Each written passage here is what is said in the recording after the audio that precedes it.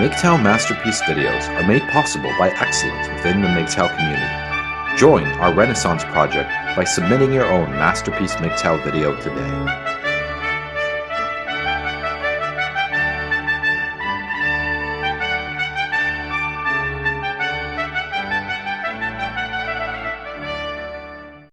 An analogy I've come across recently is that blue pill men are like an elephant that grows up attached to a rope and remains attached to it long after it has grown big enough to be able to easily free itself from it.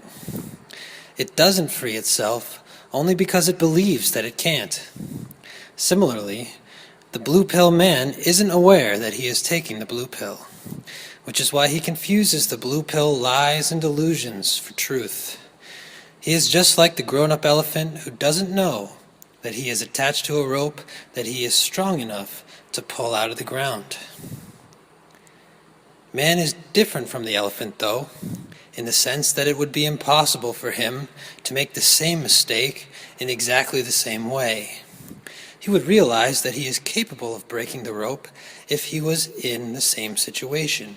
He would, one day, look at himself and recognize that he has become big enough to free himself. In that case, what about the blue pill man in his relationship to reality? Why doesn't he recognize that he is taking the blue pill by observing that his beliefs about the world are in conflict with the reality he experiences?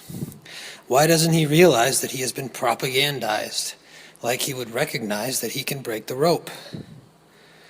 One explanation for this is that his mental health has actually been compromised by the erroneous beliefs themselves.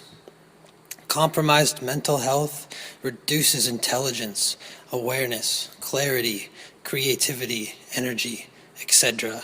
So the blue pill man's mental faculties are dulled to the extent that he isn't aware of the incongruence between his beliefs and reality.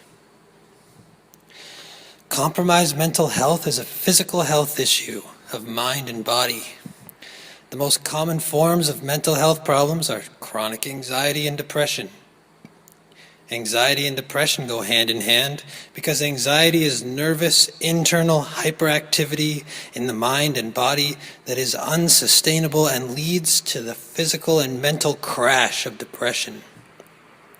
Oscillation between anxiety and depression reduces sleep quality, which leads to neurotransmitter deficiencies and imbalances. These imbalances are therefore a symptom of depression, not the root cause. Mainstream blue pill consciousness, though, says that depression is at its root a neurotransmitter deficiency that can be remedied with selective serotonin reuptake inhibitors and other drugs. How convenient for the pharmaceutical companies. These are the literal blue pills. If one is suffering from neurotransmitter deficiencies and these pills remedy the problem, now greater peace of mind can be taken in expensive pill form. Dependency sets in quickly. The mental health industry, therefore, like the medical establishment at large, is in the business of providing remedies that suppress symptoms rather than fixing root causes. The incentive to profit more off of this kind of a system is obvious. So what is the true root cause of compromised mental health? It is believing and feeling certain about many ideas that are as untrue as the idea that neurotransmitter deficiency is the root cause of depression. It is believing in ideas that are even more untrue and more dangerous. The typical blue pill man identifies as a liberal progressive, especially the typical millennial blue pill man. I say he identifies as a liberal progressive because that is exactly what he does. Identifies himself as someone with progressive values. His hijacked masculine identity is that of a white knight for the progressive cause. He self-righteously lashes out at any who dare question or criticize progressive ideology.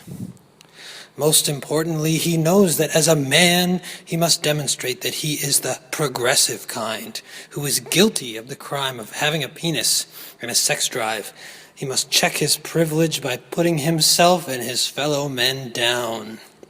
He believes that he should be a walking apology for what he is in order to be respected, liked, accepted as part of the progressive tribe.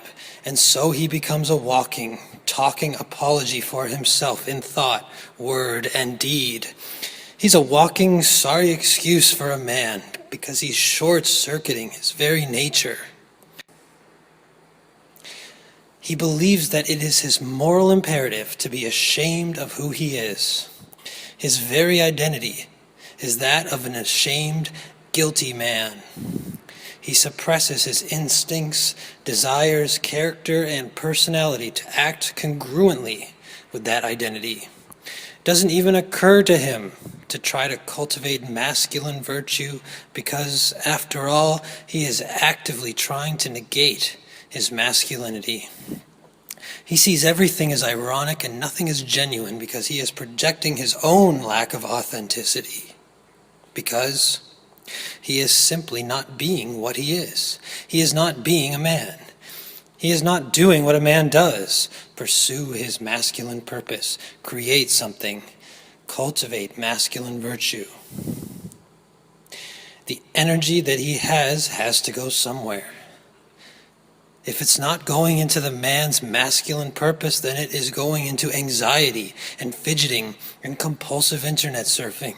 It is causing inner tumult and stress that leads to physical burnout and depression.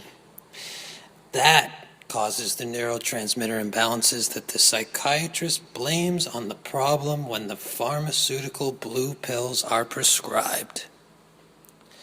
The shame that he feels for being a man is replaced by the real shame of being unproductive, aimless, and depressed.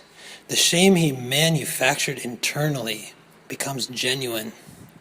It becomes real and his most authentic trait. Now his character and actions are congruent with his beliefs. Now when he identifies as a man who should be ashamed of himself, it is true.